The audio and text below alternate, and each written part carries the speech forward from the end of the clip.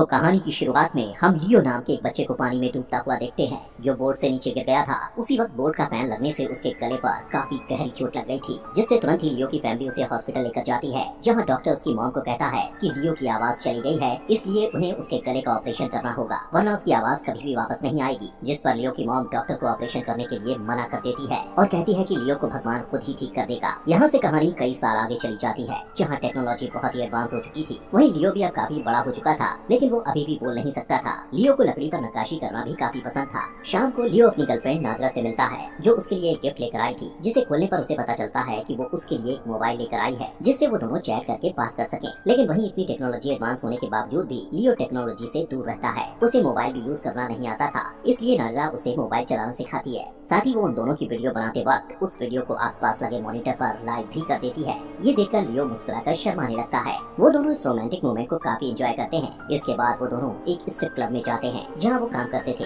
लियो उस strip club में bartender की जॉब करता था, वहीं नादरा उसी क्लब में वेट्रेस थी। लियो बाद में नादरा को एक छोटी सी लकड़ी पर उसके द्वारा नक्काशी की गई स्टारफिश देता है, जिसे देखकर नादरा उसे कहती है कि अगली बार वो उसके लिए सी हॉर्स बनाए। इतना कहते हुए वो कस्टमर्स को ड्रिंक सर्व करने के लिए चली जाती है, लेकिन ड्रिंक सर्व करते वक्त सटू नाम का कस्टमर उसे एक गंदा कमेंट करता हुआ गलत तरीके से उसे छूने लगता है। तभी लुबा, जो वहीं उसी बार में काम करता था और नादरा का फ्रेंड था, वो भी ये सब देखकर नादरा को बार से बाहर ले जाता है। लुबा नादरा से पूछता है, क्या तुमने पैसों का इंतजाम किया? जिस पर वो कहती है कि अभी मेरे पास इतने पैसे नहीं हैं जितने मुझे जरूरत है, और ना ही अभी तक मैंने अपने पास के बारे में लियो को बताया है। इसके बाद नादरा वापस से बार के अंदर जाकर अपना काम करने लगती है, लेकिन तभी फिर से सटू आकर उसे बैड कमेंटिंग करता हुआ गलत तरीके से छूने लग जाता है। लेकिन इस बार लियो गुस्से में सटू को गर्दन से पकड़कर बाथरूम में ले जाता है। तभी सटू का दोस्त रॉब वहाँ आकर लियो से सटू को छुड़वा लेता है, लेकिन लियो अभी भी काफी गुस्से में था, इसलिए नादरा उसे लड़ाई करने से रोकते हुए कहती है कि लियो, हमें अपनी जॉब नहीं खोनी है। इसके बाद बार के बाउंसर सटू और रॉब को वहाँ से निकाल देते हैं। वहीं नादरा को किसी निकी नाम के आदमी का कॉल आता है, जो उसे एक एड्रेस बताता है,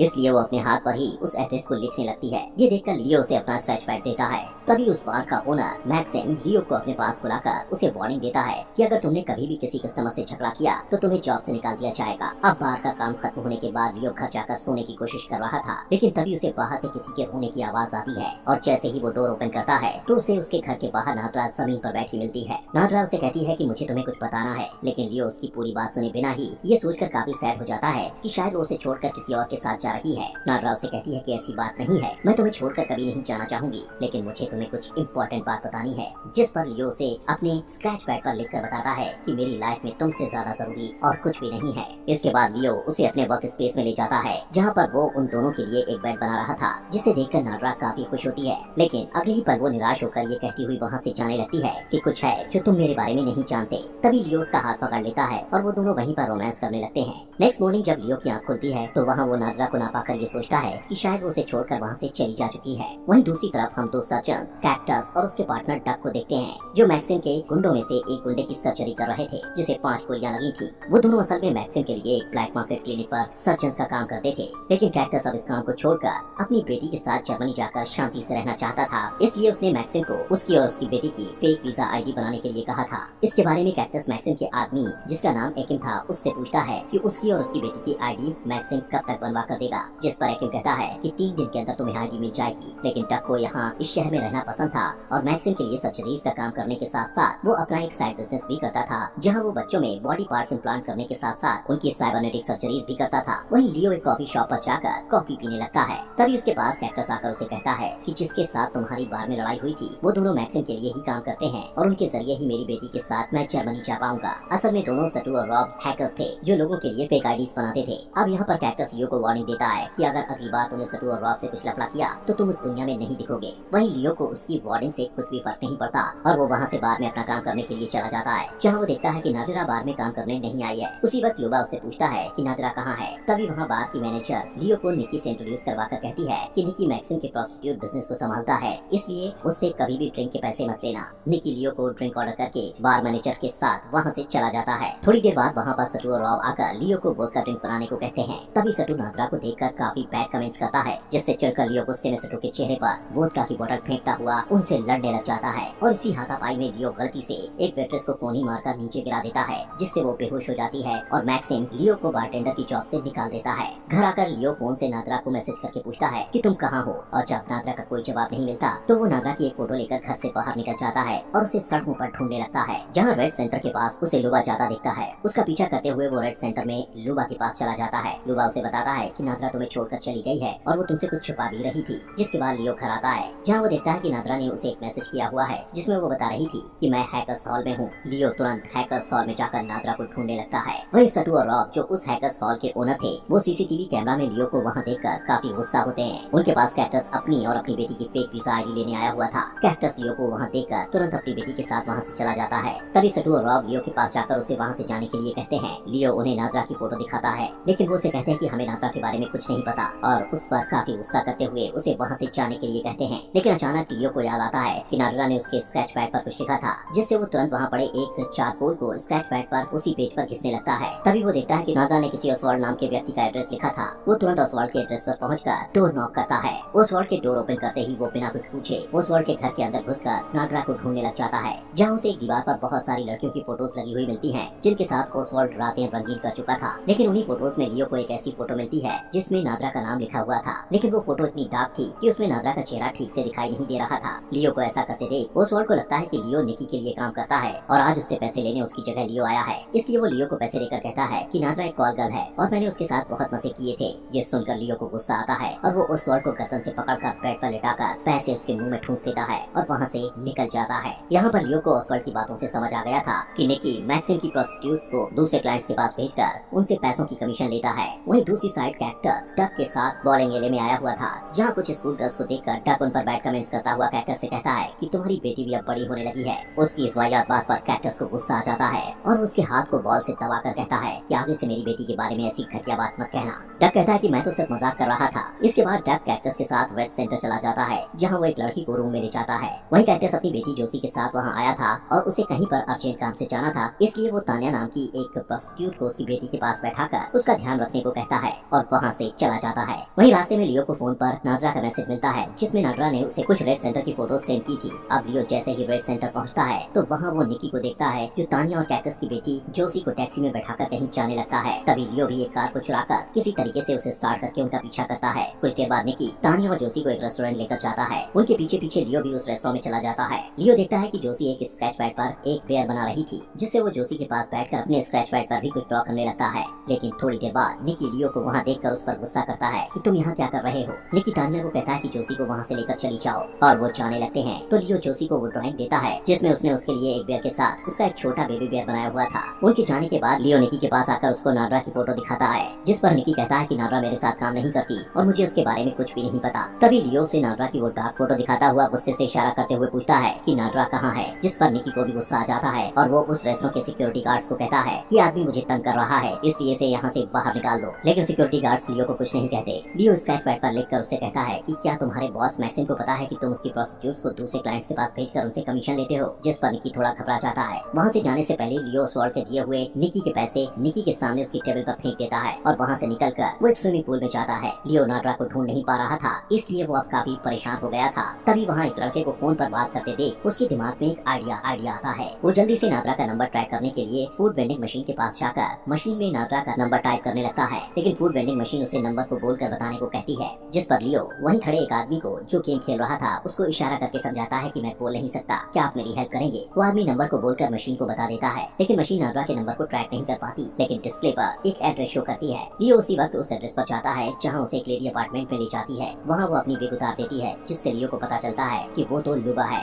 लियो यहाँ पर समझ जाता है कि उस डार्क फोटो में नादरा नहीं बल्कि लुबा ही था। तभी लुबा उसे बताता है कि नादरा को पैसों की बहुत जरूरत थी, इसलिए मजबूरी में मुझे और नादरा को निकी के लिए प्रोस्टिट्यूट्स का काम करना पड़ रहा था। इतना कहता हुआ लुबा गुस्से में लियो को इलेक्ट्रिक शॉक देकर वहीं बेहोश करके चला जाता है। कुछ देर बाद जब लियो को होश आता है तो वहाँ उसे ड्रोन के द्वारा उसका किया ऑर्डर मिलता है। जैसे ही वो फूड को फ्रिज में रखता है तो वहाँ उसे नादरा की मॉम का नंबर मिलता है। लियो उस नंबर को अपनी डायरी में नोट करके वहाँ से एक लैब में जाकर कुछ फोन बुक्स को उठाकर अपने घर आता है और उन फोन बुक्स में नादरा की मॉम के नंबर से उसका एड्रेस ढूंढने लगता है। वहीं दूसरी ओर मैक्सिम अपने गुंडों के साथ निकी को जख्मी हालत में कैक्टस और डक के पास लेकर जाता है, जहाँ वो कैक्टस को कहता है कि निकी हमसे कुछ छुपा रहा है, इसलिए तुम्हें उसे टॉर्चर करके उससे वो सारी जानकारी पता करनी होगी। मैक्सिम कैक्टस को ये भी बताता है कि तेरी और तेरी बेटी के फेक डॉक्यूमेंट्स कल तक रेडी हो जाएंगे। इतना कहकर वो वहाँ से चला जाता है। उसके जाने के बाद कैक्टस डक के साथ निकी से हिडन जानकारी निकलवाने के लिए उसको टॉर्चर करने लगता है। नेक्स्ट डे कैक्टस डक के क्लिनिक जाता है। अंदर जाने पर वो देखता है कि डक ने चेंजिंग रूम में एक हिडन कैमरा लगा रखा है, जिससे वो छोटी बच्चियों को कपड़े बदलते देखता था। उस कमरे में जाने पर कैक्टस को वहाँ से हिडन कैमरा मिल जाता है। तभी उसे वहाँ दूसरा दूसरा हिडन कैमरा भी दिख जाता है, जिससे उसे डक पर बहुत गुस्सा आता है। वो जल्दी से दूसरे कमरे में जाकर डक को पकड़कर उसे वार्निंग देता है कि आगे से तू मेरी बेटी से दूर ही रहना और उससे बात भी मत करना। कैक्टस उससे काफी मारता हुआ कहता है कि आगे से तू अपने क्लिनिक पर कभी भी छोटी बच्चियों की सर्जरी नहीं करेगा, जिस पर डक घबराकर उसे कहता है कि मैं आगे से कभी ऐसा नहीं करूंगा। उसी वक्त कैक्टस को मैक्सिम का कॉल आता है, जो उसे कहता है कि तुम्हारे डॉक्यूमेंट्स रेडी हैं, आकर ले जाओ। जिससे कैक्टस इस बात को डक को बताता है और उसके साथ मॉल में पार्टी करने के लिए निकल जाता है। वहीं लियो को नादरा की मॉम के नंबर का एड्रेस फोन बुक पर मिल जाता है और वो तैयार होकर नादरा की मॉम के घर जाता है, जहाँ वो नादरा की मॉम को उन दोनों की वीडियो दिखाता है। नादरा की मॉम उनकी वीडियो देखकर काफी इमोशनल हो जाती है। वो रोते हुए कहती है कि तुम्हारे बारे में नादरा ने मुझे फोन पर बताया था। साथ ही वो लियो को बताने लगती है कि जोसी नादरा की ही बेटी है और कैक्टस उसका हस्बैंड है। लेकिन कैक्टस गलत कामों में लगने की वजह से नादरा को काफी टॉर्चर करता था, इसलिए नादरा पैसे जमा करके अपनी बेटी के साथ किसी दूसरे देश जाना चाहती थी। ये सब सुनकर लियो समझ जाता है कि नादरा के गायब होने के पीछे जरूर कैक्टस का ही हाथ है और उसे जो नादरा के नंबर से मैसेज आ रहे हैं वो नादरा नहीं बल्कि कोई और कर रहा है। दोस्तों, यहाँ पर हमें उस दिन की एक छोटी सी क्लिप दिखाई जाती है जिस दिन लियो नादरा को उसके वर्क स्पेस में बेड दिखाने के लिए ले गया था। वहीं पर कैक्टस उन दोनों को छुपकर देख रहा था और उन दोनों के वर्क स्पेस में जाते ही वो लियो के घर जाकर उन दोनों की चाय में बेहोशी की मेडिसिन मिला देता है और वो वर्क स्पेस से वापस आकर वो चाय पीकर बेहोश हो जाते हैं। तो लियो नादरा को उठाकर उसे अपनी गाड़ी में डालकर वहाँ से किडनैप करके ले गया था। अब प्रेजेंट में जब डक और कैक्टस मॉल में पार्टी कर रहे होते हैं तो डक कैक्टस को कहता है कि मैक्सिम के पास डॉक्यूमेंट्स लेने जाने से पहले हम रेड सेंटर चलेंगे, जिस पर कैक्टस मान जाता है और वहाँ से रेड सेंटर जाने लगते हैं। वहीं कैक्टस चलते चलते एक शॉप से बिना पे किए कुछ खाने का उठाकर खाने लगता है। उसी वक्त डक कैक्टस को बताता है कि मैं कई दिनों से नादरा के फोन से लियो को टेक्स्ट मैसेज करता आ रहा हूँ, क्योंकि तुम हर बार मुझ पर गुस्सा करते हो। उन दोनों की बातचीत के दौरान वहाँ मॉल का एक सिक्योरिटी गार्ड आकर कैक्टस को कहता है कि आपको इस खाने के लिए पे करना होगा। अब कैक्टस को डक की बात पर गुस्सा आ रहा था, लेकिन ये गुस्सा वो सिक्योरिटी गार्ड पर उतार देता है और उसे जान से मारने की धमकी देता है। ये देखकर डक कैक्टस को शांत होने के लिए कहता है, लेकिन तभी कैक्टस डक को एक जोरदार पंच मारता है, जिससे डक के होठ से ब्लड निकलने लगता है। वो कैक्टस के इस बिहेवियर से काफी सैड था। वो दोनों वहाँ से रेड सेंटर जाने लगते हैं। वहीं दूसरी तरफ लियो अपने घर आकर नादरा के फोन पर मैसेज करके पूछता है कि कैक्टस मुझे कहाँ मिलेगा, जिसके रिप्लाई में डक लियो को बताता है कि कैक्टस मैक्सिम के बार में है और ये देखकर लियो एक बेड बीम को उठाकर मैक्सिम के बार में जाने लगता है। वहीं डक और कैक्टस रेड सेंटर चले जाते हैं, जहाँ पर डक दो लड़कियों को रूम में ले जाता है। तभी कैक्टस को मैक्सिम की कॉल आती है और वो उसे कहता है कि अपने डॉक्यूमेंट्स ले जाओ, जिससे कैक्टस अपनी बेटी के साथ ही मैक्सिम के पास जाने के लिए निकल पड़ता है। वहीं लियो मैक्सिम की बार में पहुंच जाता है, जहां वो सबसे पहले बाहर वाले बाउंसर्स को मारता है और फिर अंदर जाकर काउंटर पर खड़े आदमियों को पीटने के बाद बार के अंदर घुसकर एक और बाउंसर को मारता है। इसके बाद वो चुपके से मैक्सिम के ऑफिस रूम में घुसकर एक स्टैचू को उठाकर उसके चेहरे पर मारकर उसे पूरी तरह से घायल कर देता है और फिर कैक्टस के डॉक्यूमेंट्स उठाकर बार में भाग जाता है। कुछ देर बाद जब कैक्टस बार में पहुंचता है तो देखता है कि सभी बाउंसर्स को किसी ने बुरी तरह से पीटा है। वो मैक्सिम के पास ऑफिस रूम में जाकर उससे पूछता है कि आखिर वहाँ क्या हुआ है। मैक्सिम बताता है कि लियो वहाँ आया था और तुम्हारे डॉक्यूमेंट्स लेकर भाग गया है, जिससे तुरंत कैक्टस समझ आता है कि डॉक्यूमेंट से लियो को उसके घर का एड्रेस मिल चुका है और वो वहीं जा रहा है। कैक्टस तुरंत अपनी बेटी के साथ अपने घर के लिए निकल जाता है और वो डक को भी कॉल करके कहता है कि जल्दी से उसके घर पहुँचे। वहीं लियो कैक्टस के घर पहुँचकर बेड बीम से उसके घर का दरवाजा तोड़कर बेसमेंट में चला जाता है, जहाँ वो निकी को बंधा देखकर उसे खोलकर आजाद कर देता है।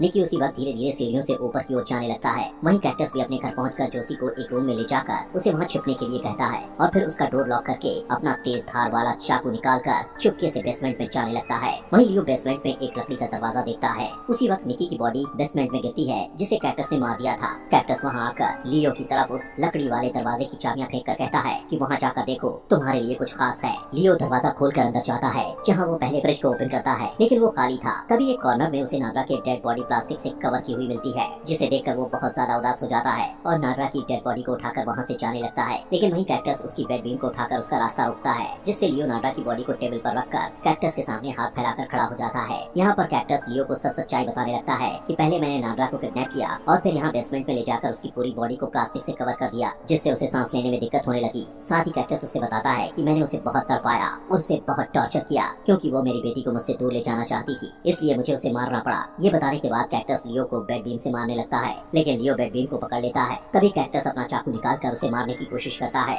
लेकिन लियो उसका चाकू पकड़कर उसकी ही तरफ मोड़कर उसके गले के आर पार कर देता है, जिससे कैक्टस के गले से ब्लड निकलने लगता है और वो धीरे धीरे मरने लगता है। वहीं लियो नादरा की बॉडी से प्लास्टिक कवर हटाता है और उसे देखकर जोर जोर से रोने लगता है, लेकिन बेचारे के गले से जरा सी भी आवाज नहीं निकलती। लियो नादरा का माथा चूमता है और रोता हुआ उसे उठाकर बाहर जाने लगता है। वो अब अंदर से काफी टूट चुका था, उसमें इतनी हिम्मत नहीं थी कि वो चल भी पाए, इसलिए वो थोड़ी दूर जाकर नादरा की बॉडी को अपने पास रखकर रोता हुआ फोन पर उन दोनों के प्यार भरे मोमेंट्स को देखने लगता है। वहीं उधर कैक्टस के घर पर डक पहुंचता है, जो एक कमरे में जोशी को लॉक देखता है और फिर बेसमेंट में जाने पर कैक्टस के गले में चाकू को आर पार देखकर हैरान हो जाता है, लेकिन वो उसकी मदद करने के बजाय उसे कहता कहता है कि तुमने मेरे साथ बहुत बार बदसलूकी की है। इसलिए डक उसकी मदद किए बिना ही वहाँ से जाता हुआ स्क्रीन को उसकी तरफ मोड़ देता है जिसमें जोसी के रूम का कैमरा लगा हुआ था। डक जोसी के रूम में जाकर जोसी को उठाकर वहाँ से निकल जाता है। ये देखकर कैक्टस समझ जाता है कि आगे जाकर डक उसकी बेटी के साथ गलत काम करेगा और उसकी वहीं मौत हो जाती है। वहीं डक लियो के पास जाकर उसे लात मारकर बेहोश कर देता है और फिर उसे अपनी क्लिनिक में ले जाता है, जहाँ उसके गले में एक इलेक्ट्रॉनिक वॉइस बॉक्स लगाने लगता है क्योंकि वो उसके मुंह से सॉरी सुनना चाहता था। उसके गले में इलेक्ट्रॉनिक वॉइस बॉक्स फिट करने के बाद वो लियो को सॉरी बोलने को कहता है क्योंकि उसने जोसी को अनाथ कर दिया था। वहीं लियो की कंडीशन काफी खराब होने की वजह से उसके मुंह से